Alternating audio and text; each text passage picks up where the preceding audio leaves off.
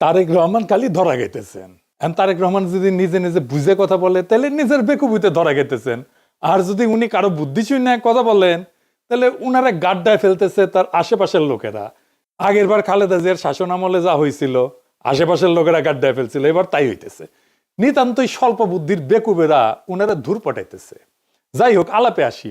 আগে একটা ভিডিও দেখে আলাপ আসি, ওই ভিডিও নিয়েই আলাপ।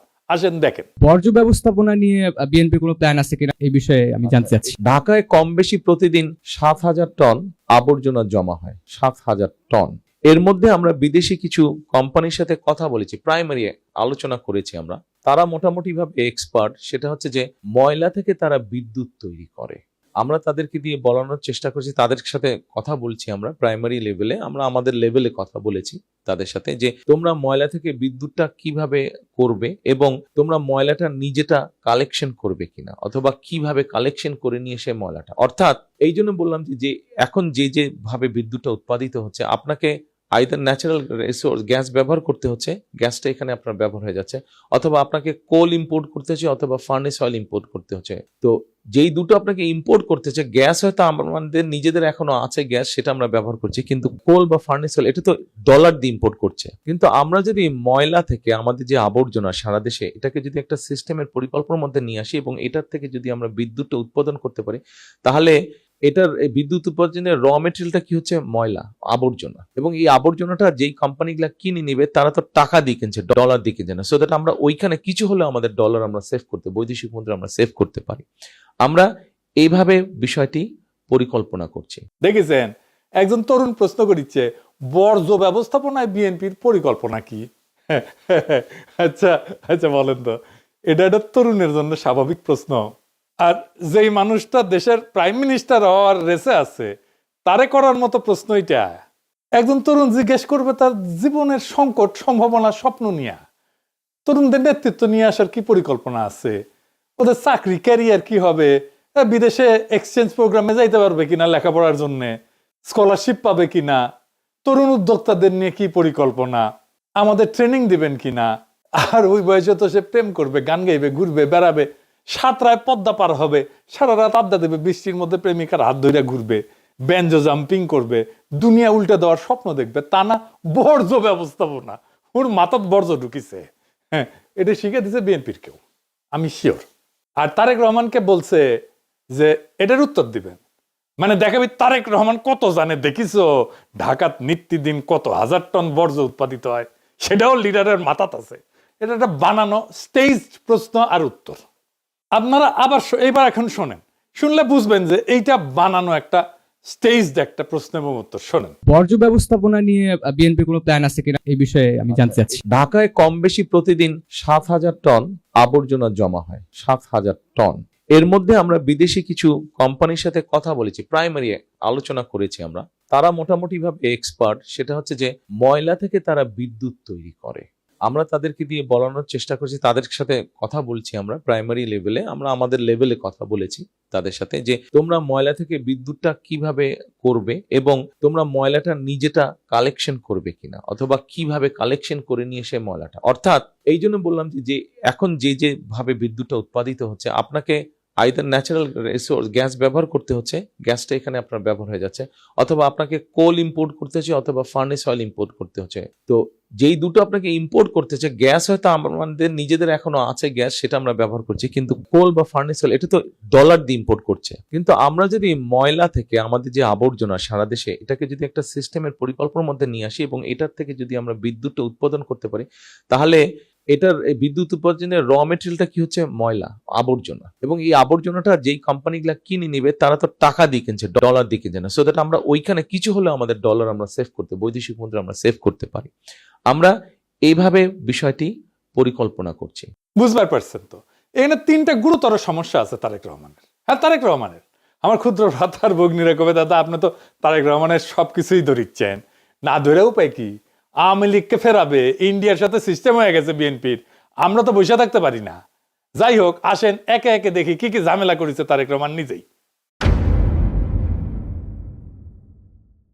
প্রথম ঝামেলা, তারেক রহমানের স্টেটসম্যান বা রাষ্ট্রনায়ক হচ্ছে তো দক্ষতা দেখাতে পারতেছেন না, এখানেও পারেন নাই।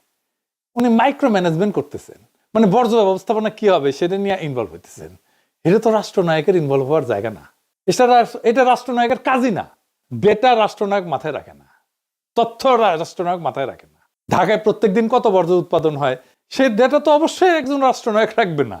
2 নম্বর হচ্ছে এই কাজটাও যে করতেছে, এই কাজটা যদি দক্ষতার সাথে করতেন উনি, তাহলে কথা ছিল যে না উনি বুঝেন ব্যাপারটা, বুঝে কথা বলছেন, পরিকল্পনাটা সলিড আছে। তা তো না, উনি বুঝেছেন আদা, ভুল বুঝতেছেন পুরাটা। আর এই কাজটা উনি করতেই পারবেন না, একেবারেই পারবেন না। বুঝায় বলি আসেন, উনি যে একেবারেই বুঝেননি ব্যাপারটা, এটা আসেন আমরা বুঝে দেখি। বর্জ্য দিয়ে বিদ্যুৎ উৎপাদন করে যে পশ্চিমা দুনিয়া, বর্জ্যকে কাঁচামাল ধরে নিয়ে না, মানে এটা বর্জ্য ব্যবস্থাপনার একটা পার্ট। বর্জ্য দিয়ে বিদ্যুৎ উৎপাদন করা, বিদ্যুৎ উৎপাদন সেকেন্ডারি, বর্জ্য ব্যবস্থাপনা প্রাইমারি। ভাত রাখতে গেলে যেমন মার হয়, তেমন একটা বিশেষ পদ্ধতিতে বর্জ্য ব্যবস্থাপনা করতে গেলে বিদ্যুৎ উৎপাদন করা হয়। হাঁটতে গেলে যেমন পেশাব বের হয়, ওই ঠিক ওই রকম। আপনি হাঁটতে গেছেন, পেশাব করতে যান নাই তো, কিন্তু পেশাব হয়।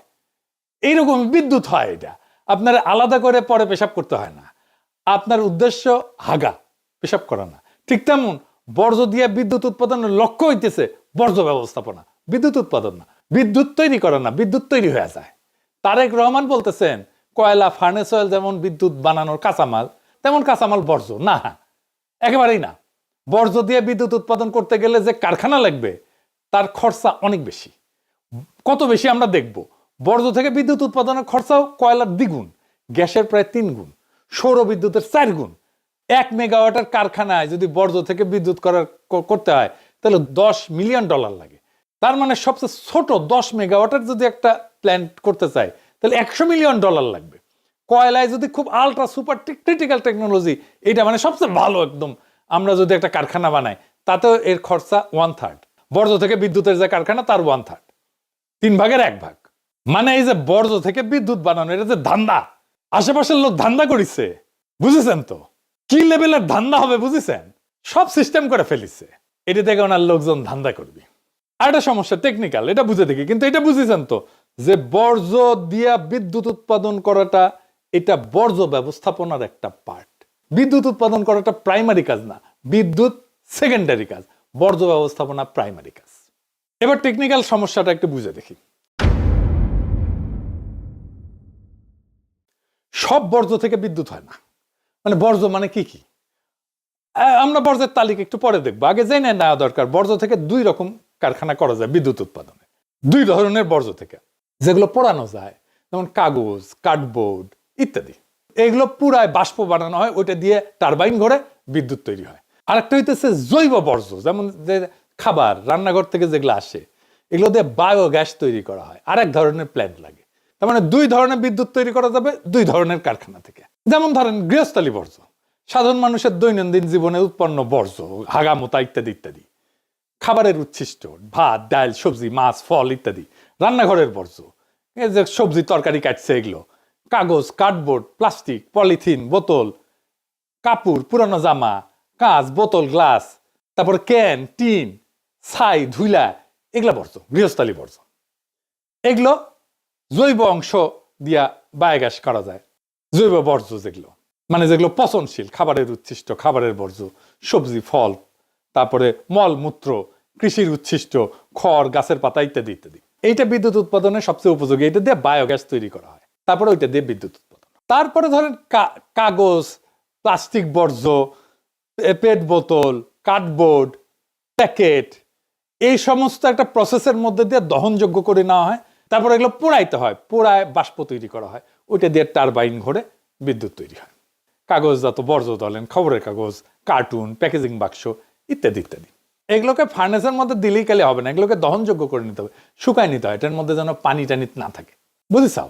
আবার অনেক বর্জ্য আছে কিন্তু যেগুলো কোনোভাবে এটা দিয়ে কোনো কিছু করা যাবে না। যেমন ধরুন কনস্ট্রাকশনের যে বর্জ্য, ইট, বালু, সিমেন্ট, কংক্রিট, টাইলস, এই সমস্ত ভাঙা চোরা, এগুলো দিয়ে বিদ্যুৎ উৎপাদন করা যায় না।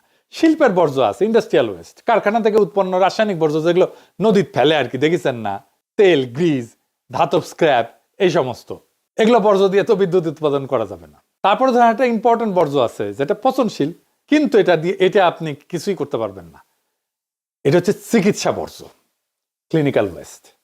এটা সবচেয়ে ঝুঁকিপূর্ণ। ব্যবহৃত সিরিঞ্জ আছে, রক্তমাখা ব্যান্ডেজ, প্যাথোলজির বর্জ্য, রক্ত মলমূত্র কপ, ডায়াগনস্টিক সেন্টার থেকে যে সমস্ত জিনিস বাড়ায়, এক্সে ফিল্ম, এগুলোর প্যাকেট ইত্যাদি, মেয়াদ উত্তীর্ণ ওষুধ, এগুলো তো কিছুই করা যাবে না, এগুলো একদম পুড়ায় ফেলতে হয় আলাদা করে। ইলেকট্রনিক বর্জ্য আছে, যেমন ধরেন আপনার মোবাইল ফোন নষ্ট হয়ে গেছে, কম্পিউটার, টিভি, ব্যাটারি, এগুলো বর্জ্য দিয়ে তো বিদ্যুৎ উৎপাদন করা যায় না। তো আমাদের গৃহস্থালী বর্জ্য দিয়েও যদি আমরা বিদ্যুৎ উৎপাদন করতে যাই, তাহলে তো আমাদের আলাদা করতে হবে।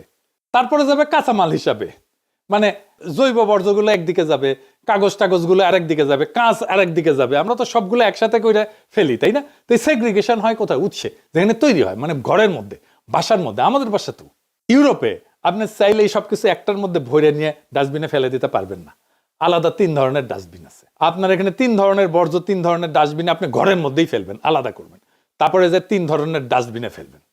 এইটা হচ্ছে সেগ্রিগেশন। এইটা করতে পারলে তখন ওইখান থেকে নিয়ে যে আপনি বায়োগ্যাস বানান, আপনি পুরান, যাই করেন সেটা করেন। এই শিক্ষাটা কমিউনিটিতে থাকতে হবে, এই শিক্ষাটা কমিউনিটিতে শেখাইতে হবে, সময় লাগে। এই সিস্টেম ইমপ্লিমেন্ট করতে কত টাইম লাগবে ভাবেন তো। এখন আপনি বর্জ্য আলাদা করবেন উৎসে। যাই হোক, ফাইনালি বড় সমস্যা যেটা করিছে সেটা আসি, এটার সাথে সার্বভৌমত্বের প্রশ্ন যুক্ত। আমি কালে ওনার বক্তব্য বারবার শুনেছি, উনি বলছেন আমরা বিদেশি কিছু কোম্পানির সাথে কথা বলছি, প্রাইমারি লেভেলে আলাপ করছি, তাদের দিয়ে কাজ করানোর চেষ্টা করছি, আমরা এইভাবে বিষয়টা পরিকল্পনা করছি। আর একবার শোনেন, ঢাকায় কম বেশি প্রতিদিন 7,000 টন আবর্জনা জমা হয়, 7,000 টন। এর মধ্যে আমরা বিদেশি কিছু কোম্পানির সাথে কথা বলেছি, প্রাইমারি আলোচনা করেছি আমরা। তারা মোটামুটি ভাবে এক্সপার্ট, সেটা হচ্ছে যে ময়লা থেকে তারা বিদ্যুৎ তৈরি করে। আমরা তাদেরকে দিয়ে বলানোর চেষ্টা করছি, তাদের সাথে কথা বলছি আমরা প্রাইমারি লেভেলে, আমরা আমাদের লেভেলে কথা বলেছি তাদের সাথে, যে তোমরা ময়লা থেকে বিদ্যুৎটা কিভাবে করবে এবং তোমরা ময়লাটা নিজেটা কালেকশন করবে কিনা, অথবা কিভাবে কালেকশন করে নিয়ে এসে ময়লাটা। আমি কিন্তু কোনো একটা শব্দ নতুন করে যোগ করি নাই, কোনো শব্দ বাদও দেই নাই, কারণ এখানে শব্দই সাক্ষ্য। প্রশ্নটা খুবই সাধারণ। তারেক রহমান আপনার এই জিজ্ঞেস করতেছে, আপনি কি নির্বাচিত? আপনি কি সোভারেন স্টেট? আপনি কি সার্বভৌম রাষ্ট্রকে প্রতিনিধিত্ব করেন? আপনি শপথ নিছেন? আপনাকে কি সংবিধানে অধিকার দিছে রাষ্ট্রের হয়ে বিদেশি প্রতিষ্ঠানের সাথে রাষ্ট্রীয় প্রকল্প নিয়ে কথা বলার ক্ষমতা দিছে? এর উত্তর না। তাহলে প্রশ্ন, কোন পরিচয়ে আপনি আলাপটা করলেন, আর কোন বৈধতায় সেটা জনসভায় ঘোষণা করলেন? এটা তো কোনো ব্যবসায়িক আলাপ না। বিদেশি প্রতিষ্ঠানের সাথে রাষ্ট্রীয় প্রকল্প নিয়ে কথা বলা মানে ডিপ্লোমেসি, কূটনীতি। ডিপ্লোমেসি কার কাজ? রাষ্ট্রের। ডিপ্লোমেসি করে নির্বাচিত সরকার সাংবিধানিকভাবে দায়িত্বপ্রাপ্ত হইয়া। আপনি ক্ষমতা প্রার্থী, ক্ষমতার অ্যাসপিরেন্ট, এরা এই ডিপ্লোমেসি করে না। কারণ বিদেশি প্রতিষ্ঠান তো এই কথাবার্তা শুনবে কিভাবে? শুনে মনে করবে যে এই ব্যক্তি রাষ্ট্রের হয়ে কথা বলতেছে। এটা বিপদ। এখানে আর দল নাই, ব্যক্তি নাই, এখানে শুরু হয় ইমপারসোনেশন, মানে রাষ্ট্র সেজে অভিনয় করা। আপনি রাষ্ট্র সেজে অভিনয় করছেন বিদেশি প্রতিষ্ঠানের সাথে।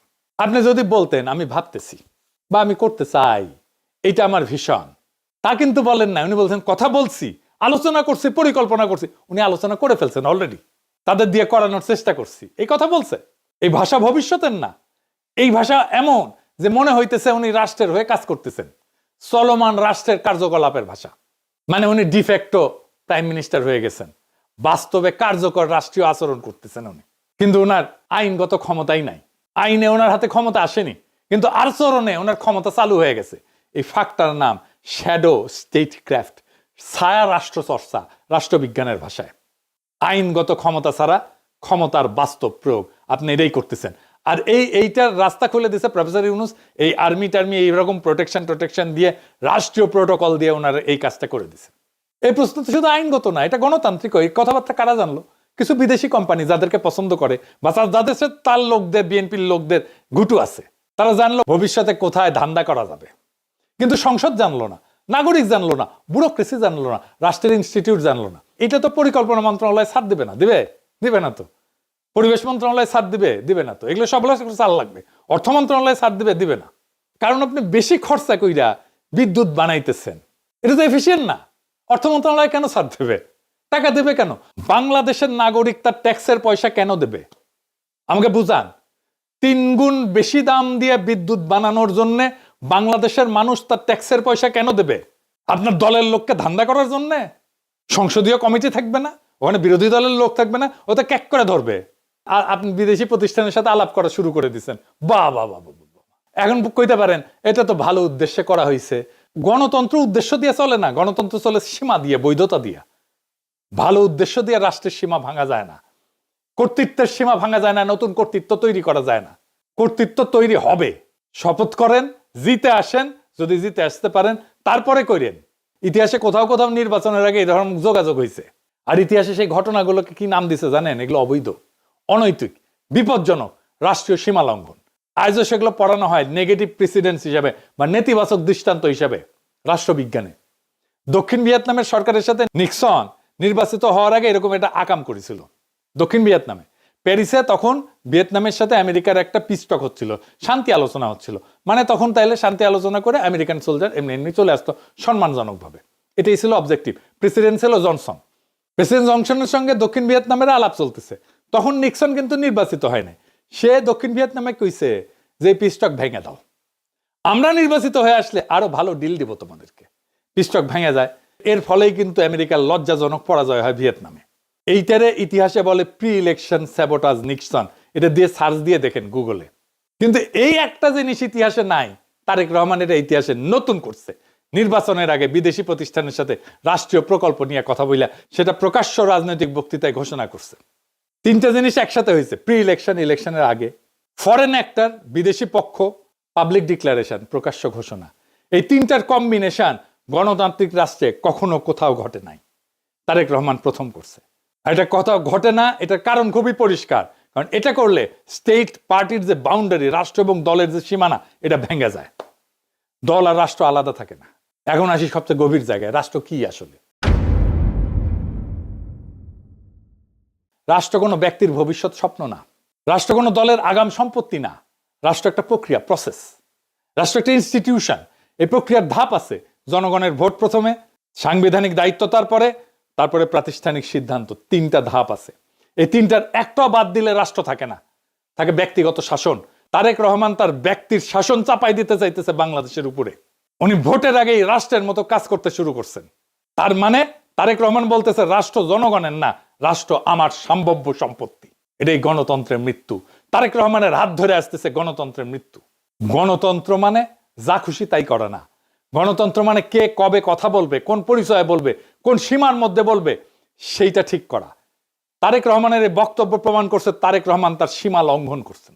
রাষ্ট্রের মালিক জনগণ, সিদ্ধান্ত নিবে জনগণ। আপনি তারেক রহমান না, আপনি রাষ্ট্রের মালিক না, এটা আপনার জমিদারি না।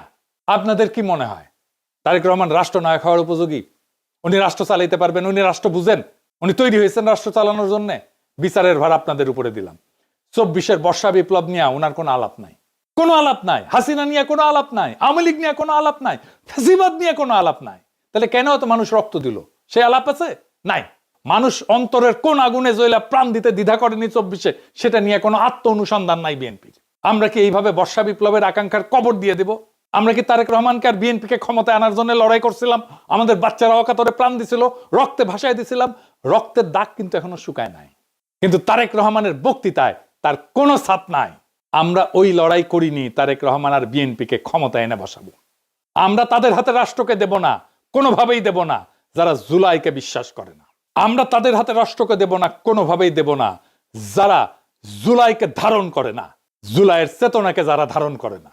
আর এই সিদ্ধান্ত নিতে হবে আগামী 12ই ফেব্রুয়ারিতে। আপনার স্বপ্ন, আপনার মর্যাদা, আপনার ভবিষ্যৎকে লুট হয়ে যাইতে দিয়েন না। খোদা তাআলা আমাদের এই নিয়তকে যেন কবুল করেন। ইনকিলাব জিন্দাবাদ।